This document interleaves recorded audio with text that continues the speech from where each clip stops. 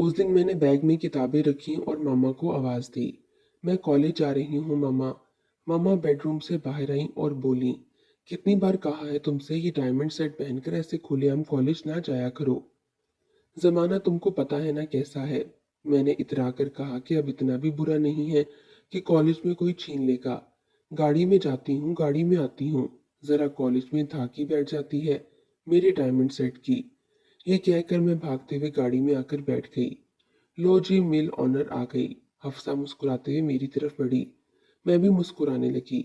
हर कोई diamond set की जो मुझे मेरी मंगनी पर मेरे मंगेतर रिजवान ने पहनाया था तारीफ करता था और फख्र से मेरा सर बुलंद हो जाता। आखिर में दिलदार खान की बेटी थी। पापा की फैक्ट्री की हम दो ही तो वारिस थीं, एक मैं और दूसरी मुझसे 2 साल बड़ी रुबाब।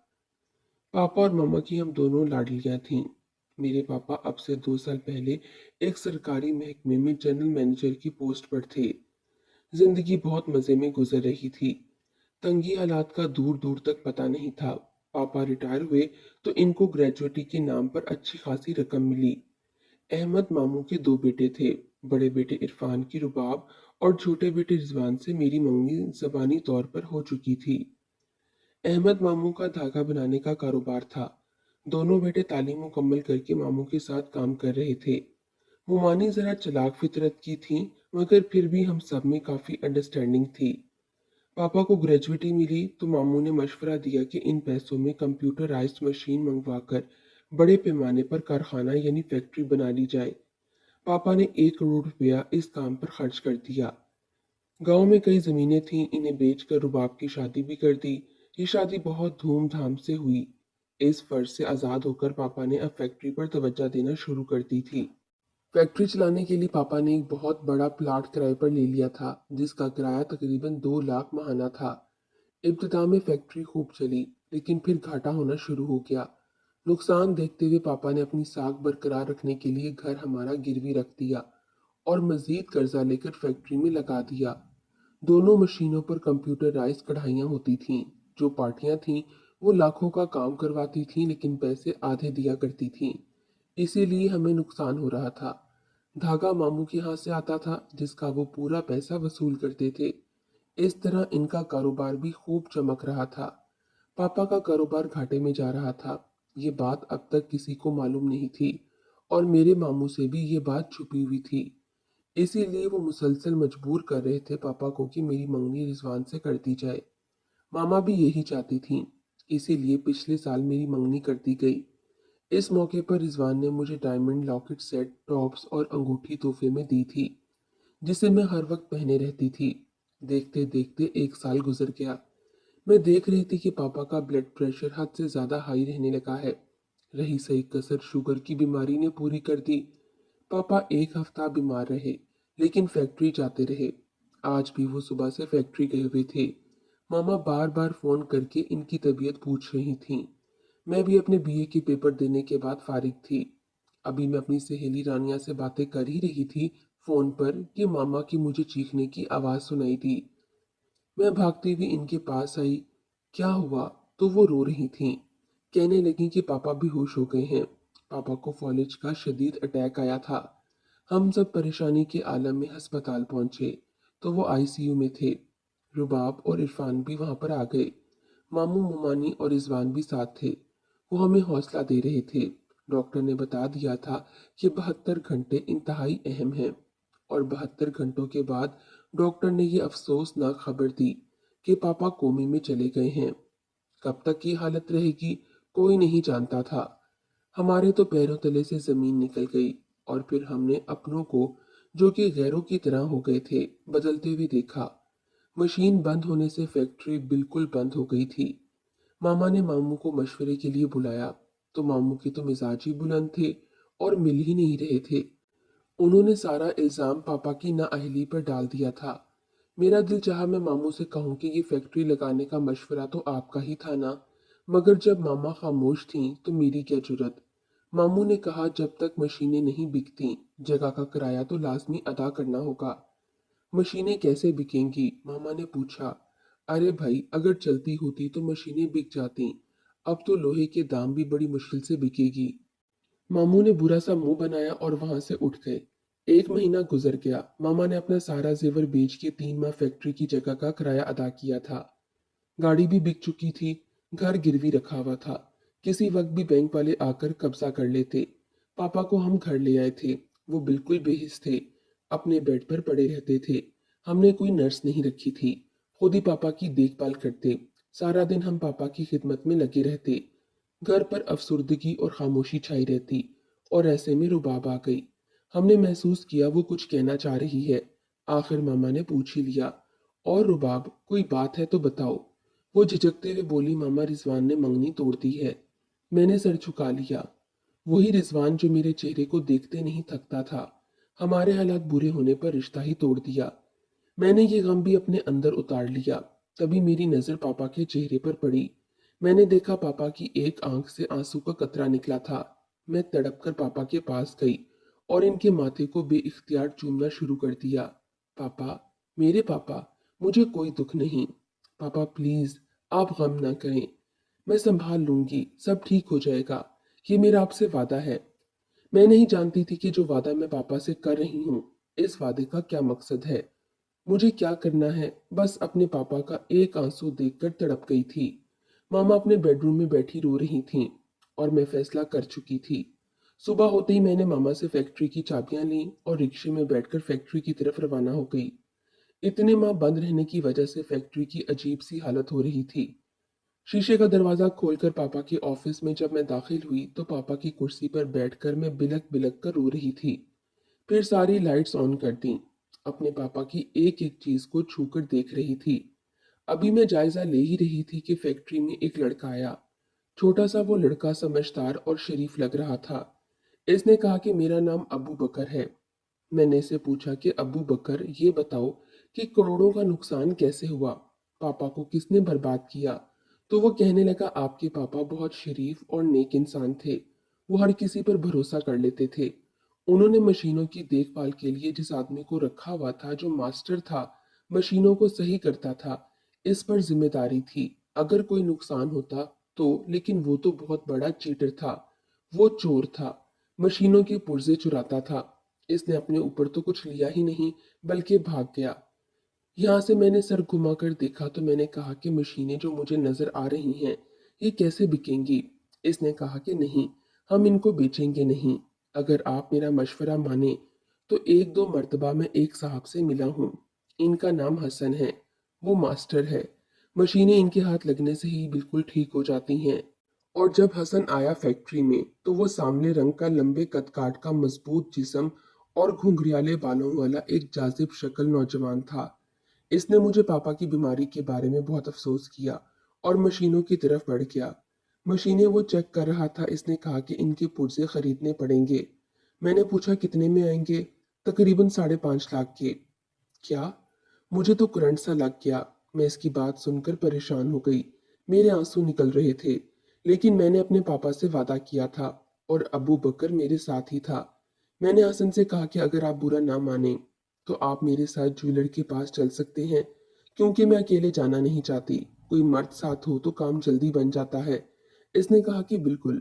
फिर मैं इसके साथ जब ज्वेलर की शॉप पर पहुंची तो मैंने अपना लॉकेट डायमंड सेट, जिसको मैं बड़े प्यार से गले में सजा कर रखती थी, इनके सामने रख दिया। 9 लाख का सेट बिका। मुझे कोई अफसोस नहीं था। मेरा मिशन था जो मुझे मुकम्मल करना था।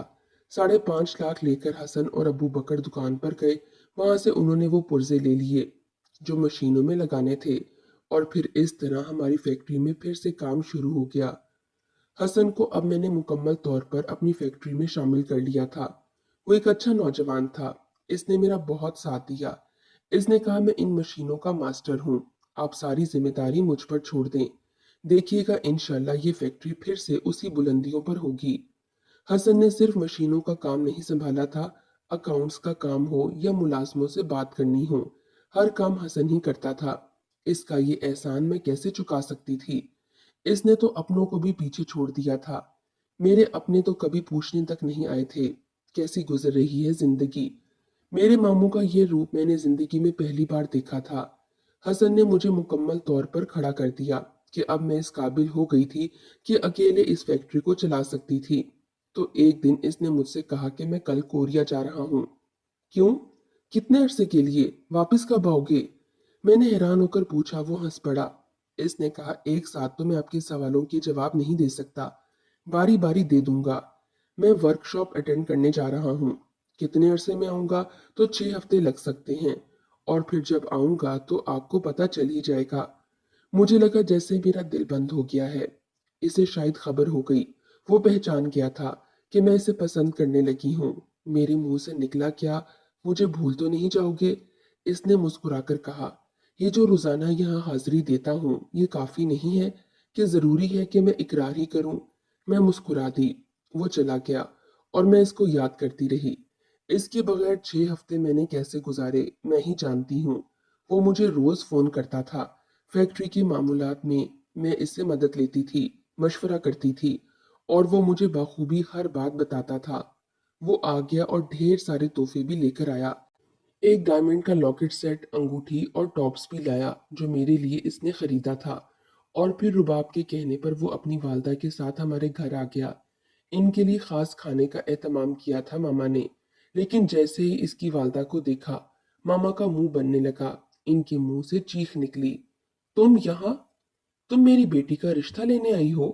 हसन ने घबराकर मुझे देखा। मुझे भी कुछ समझ में नहीं आया। मैं बेसाख्ता कमरे में दाखिल हुई तो मैंने देखा कि मामा हसन की वालदा को देखकर चिल्ला रही थीं। आज से 5 साल पहले तक दिलशाद हमारी मुलाजमा थी। वो काम वाली थी, मुझे इस बात से कोई फर्क नहीं पड़ा। मुझे तो बस हसन से मोहब्बत थी, और वो कोई ऐसी गिरी पड़ी खातून नहीं थी। उन्होंने जो अपने बच्चे की तरबियत की थी, इससे अंदाजा हो गया था कि वो किसी काम वाली का बेटा नहीं। पर मामा ने इनको देखते ही साफ इनकार कर दिया रिश्ते से, कि किसी काम वाली से मैं अपनी बेटी का रिश्ता नहीं कर सकती, चाहे इसका बेटा जितना करोड़पति क्यों ना हो। तुमने अपनी औकात देखी है जो रिश्ता मांगने चली आई हो यहाँ पर? वो खामोशी से वहां से चले गए। हसन जब दूसरे दिन फैक्ट्री आया तो मैं इसकी तरफ देखते हुए कहने लगी, हसन, अब क्या होगा? इसने लैपटॉप पर काम करते हुए कहा कि मुझे नहीं पता, जो तुम्हारी मामा का फैसला होगा। अब तुम लोग देख लो क्या करना चाहते हो। शाम को जब मैं घर लौटी तो मामा ने मुझे समझाना शुरू कर दिया। बेटा, वो हमारी मासी थी। 7 साल इसने हमारे घर में काम किया है। सारा खानदान इसे जानता है। यहाँ तक कि तुम्हारे मामू के घर में भी इसने काम किया है। क्या तुम चाहती हो कि हम अपनी बच्ची कुची इज्जत दांव पर लगा दें? तो मैं गुस्से से बोली, जो कुछ आपके पास बचा है उसी काम वाली के बेटे ने बचाया है। अगर वो ना होता तो आज ना ये घर होता, ना ये ऐशो आराम होते। सिर्फ इसी की वजह से हम पहले से ज्यादा अच्छे मकाम पर आ गए हैं। वो मेरे पास आकर बैठ गईं और मुझे कहने लगी, सबा मेरी बेटी देखो, पैसे को दोबारा कमाया जा सकता है। गया हुआ पैसा दोबारा लौट के आ जाता है, मगर इज्जत खराब हो जाए तो वापस नहीं आती है। हमारे अपने क्या कहेंगे? मैंने इनकी बात काट दी। कौन से अपने? वही ना, जो हमें बुरे हालात में छोड़कर चले गए थे, जिन्होंने मंगनी सिर्फ इसीलिए तोड़ दी कि हम सड़क पर आ गए थे। क्या वो अपने हैं? आपके अपने? तो मामा मुझे समझाते हुए कहने लगी, अपनों में ऐसा हो ही जाता है, अपने अपने होते हैं। आज रुबाब आई थी।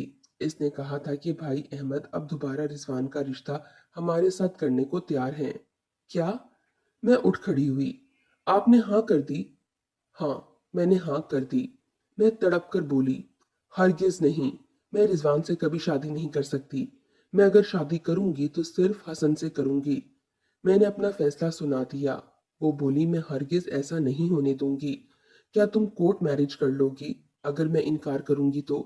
मैंने गुस्से में कहा, हो सकता है यही कर गुजरूं। जिस दिन तुम्हारे पापा को ऐसी किसी बात का पता चला, उसी वक्त इनकी सांसें बंद हो जाएंगी। पापा का नाम लेकर उन्होंने इतनी जल्दी की कि अगले हफ्ते ही मेरा निकाह तय कर दिया रिजवान के साथ। माँ ने अपने भाई को हाँ कह दी थी। हीरे जैसी बेटी दोबारा इनकी झोली में डाल दी थी। ये नहीं सोच रही थी उस भाई ने इनको मुश्किल वक्त में छोड़ दिया था।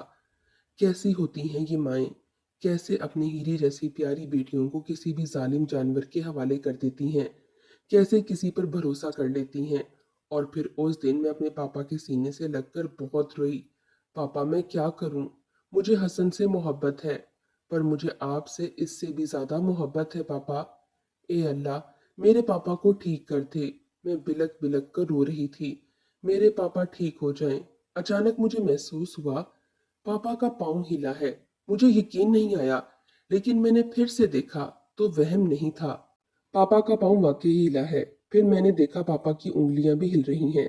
मैंने भागकर बाबा को दूसरी साइड से देखा तो इनकी आंखों से आंसू बह रहे थे। फिर मुझे इनकी आवाज सुनाई दी, सबा। मैंने बेइख्तियार इनके चेहरे को चूमना शुरू कर दिया। मेरे पापा ने मेरा हाथ थाम लिया। मेरे पापा कोमे से बाहर निकल आए थे। वो होश में आ गए थे। उन्होंने मुझे सीने से लगा लिया। हम दोनों एक दूसरे से लिपट कर तड़प तड़प कर रो रहे थे। मेरे पापा उठकर बैठ गए। उन्होंने मेरा माथा चूमा और मुझे गले से लगा लिया। ये खबर जल्दी से मैंने मामा और रुबाब को दी। वो भी खुशी से पागल हो गई। फिर पापा को मामा ने तैयार कर दिया और पापा ने मेरे कान में कहा, तुम भी तैयार रहो, ये मेरे निकाह का दिन था। पापा को ये बात मालूम थी। पापा ने मेरे कान में कहा, तुम तैयार होकर नीचे आ जाओ। अब तक मैं तैयार नहीं हुई थी, लेकिन मेरे पापा का हुक्म था इसलिए मैं मान गई। जब मैं नीचे आई तो मामू ने पापा से कहा कि भाई साहब देर हो रही है, मौलवी को बुला लें, अब निकाह पढ़वा देते हैं। पापा ने कहा, किसका निकाह, किसके साथ? मोमानी तेजी से बोली, रिजवान का निकाह सबा के साथ। और किस लिए हम आज यहाँ पर जमा हैं? तो पापा ने संजीदा होकर कहा कि रिजवान और सबा की मंगनी तो टूट चुकी थी ना, ये मंगनी आप लोगों ने ही तोड़ी थी। मोमानी हिकलाकर बोली, वो तो बस एक गलत फहमी थी। अब दोबारा ये रिश्ता सिमाब आपा ने अपनी मर्जी से किया है। उन्होंने मामा की तरफ इशारा किया। अल्लाह का शुक्र है, ये निकाह होने से पहले ही अल्लाह ने मुझे होश दिला दिया। मैं होश में आ गया हूँ। मामा ने पापा की तरफ देखा। आप क्या चाहते हैं? क्या इसका निकाह नहीं करना चाहते रिजवान के साथ? पापा ने गुस्से में कहा, अभी मेरी बात मुकम्मल नहीं हुई। अपने भाई से मुझे बात करने दो। अहमद मियाँ, तुमने जब ये देखा कि मैं कोमे में हूँ, न जाने जिंदा रहूं या मर जाऊं, फैक्ट्री खत्म हो गई, घर बैंक वाले ले जाएंगे, तो सबा के पास क्या रह जाएगा, ये सोचकर तुमने मंगनी तोड़ दी। मगर अल्लाह ने एक फरिश्ता जब हमारी मदद के लिए भेजा, उस नेक इंसान ने उस मुश्किल वक्त में सबा का साथ दिया, इतनी ऊंचाई पर इसको पहुंचा दिया। मेरी बेटी का मकाम देखकर, इसकी तरक्की देखकर तुम रिश्ता लेकर चले आए, ताकि मेरी बेटी फैक्ट्री भी चलाए और तुम्हारा घर भी। तुम्हारी ये बहन तो बेवकूफ है। ये माँ बेवकूफ है जो हीरे को ठुकरा रही थी, नेक इंसान के हवाले नहीं कर रही थी अपनी हीरे जैसी बेटी को, बल्कि तुम जैसे एहसान फरामोश रिश्तेदारों को दे रही थी। मामू हो तुम सबा के। क्या रिश्ता निभाया तुमने मामू होने का। मैं तुम्हारे घटिया लालची बेटे रिजवान से अपनी बेटी का निकाह हरगिज नहीं करूंगा। मामू मुंह खोले हुए पापा को देख रहे थे।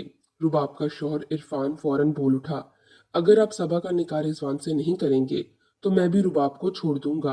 पापा मुस्कुराते हुए बोले, जरूर छोड़ देना, मगर रुबाब का निकाहनामा अभी तक मेरे पास मौजूद है। इस पर तुम्हारे साइन भी मौजूद हैं। तुमने निकाहनामे में 50 लाख हक मेहर के साथ साथ 50 तोले जेवर भी लिखा है।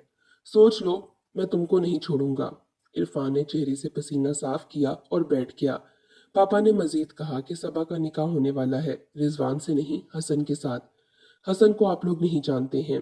हसन वो नेक इंसान है जिसने सबा को सहारा दिया, फैक्ट्री के हर मसले में इसकी मदद की, हर मुश्किल में साथ दिया। उसी हसन से थोड़ी देर में सबा का निकाह हो जाएगा। वो लोग बारात लेकर आने वाले हैं।